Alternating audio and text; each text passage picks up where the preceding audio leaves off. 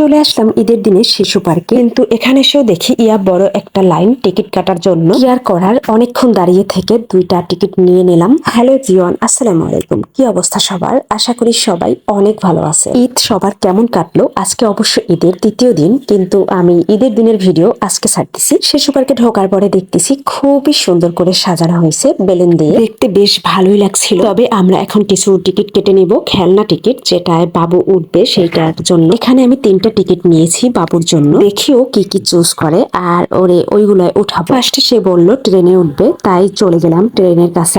এখানের জাস্ট অবস্থাটা দেখেন, কি বড় একটা লাইন, সবাই দাঁড়িয়ে আছে ট্রেনে ওঠার জন্য। এই লাইনের পিছনে দাঁড়াতে হবে, আর কখন যে সিরিয়াল পাবো জানি না। টিকিট কেটে ফেলছি, এখন আর ক্যান্সেলও করা যাবে না। বেশ কিছু সময় ধৈর্য নিয়ে দাঁড়িয়ে থাকার পর ফাইনালি আমরা ট্রেনে উঠতে পেরেছি। এই বছর ঈদের দিন বের হয়ে যেই পরিমাণ কষ্ট হয়েছে আর যেই পরিমাণ ভিড় সামলাতে হয়েছে, আর কখনো ঈদের দিন বের হওয়া হবে কিনা জানি না। এখানে কিছু ভূতের মিউজিক ছিল, যারা ভয় দেখানোর চেষ্টা করতেছিল বাচ্চাদের। ট্রেনে ওঠার পরে বাবু আরো কিছু রাইডে উঠেছে, সেগুলো ভিডিও করার কোনো এনার্জি ছিল না, কারণ হচ্ছে প্রত্যেকটাই অনেক বড় বড় লাইন ছিল, আর দাঁড়িয়ে থেকে থেকে তারপরে সুযোগ পেয়েছে বাবু উঠার জন্য। এখানে খুবই সুন্দর একটা ঈদের চাঁদের ডেকোরেশন ছিল, যেখানে দাঁড়িয়ে সবাই ছবি তুলতেছে। যাই হোক, আজকের ভিডিওটি এখানেই শেষ করছি। দেখা হবে নেক্সট কোনো ভিডিওতে। ততক্ষণ সবাই ভালো থাকবেন। আল্লাহ হাফেজ, আসসালামু আলাইকুম সবাইকে।